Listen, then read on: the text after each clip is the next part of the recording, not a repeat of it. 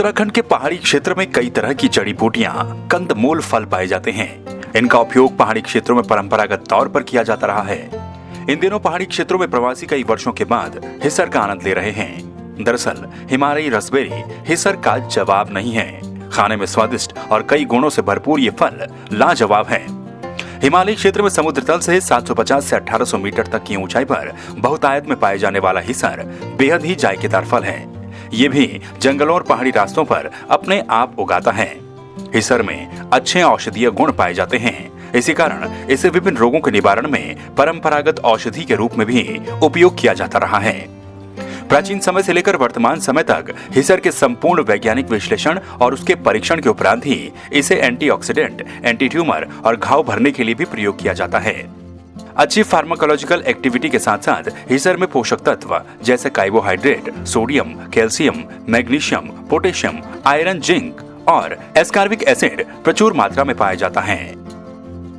देखिए, आप सब जानते हैं कि पहाड़ में जो विभिन्न हिस्सों में जो हिसर है वह एक कंदमूल फल के रूप में जाना जाता है। हमारे जो क्षेत्र है उसमें इसको हिसूल भी कहते हैं।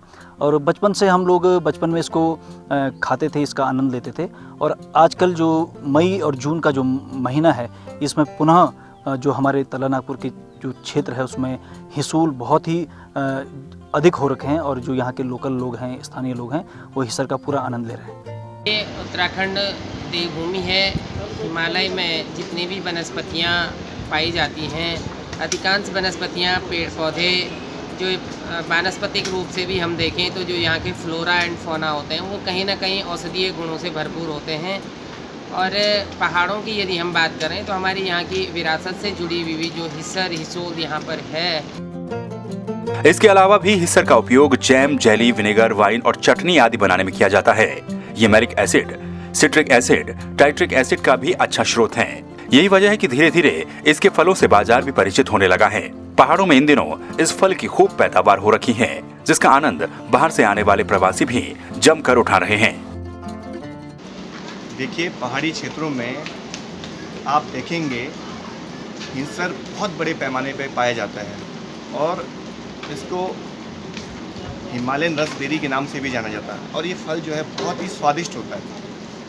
एक तरह से हम देखेंगे कि जिस मात्रा में पाया जाता है उस तरह से इसका उपयोग नहीं हो पा रहा है।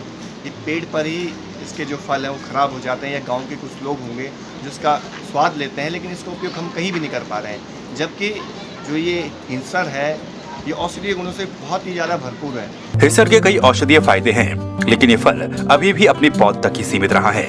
बहरहाल इसे देखकर किसी को भी अपने बचपन की याद आ जाए। और इन दिनों कोरोना के चलते कई प्रवासी वापस अपने गांव की ओर लौटे हैं। ऐसे में उनके लिए भी हिसर के साथ उनके पुराने दिन भी लौट आए हैं। संवाद 365 के लिए रुद्रप्रयाग से कुलदीप राणा की रिपोर्ट।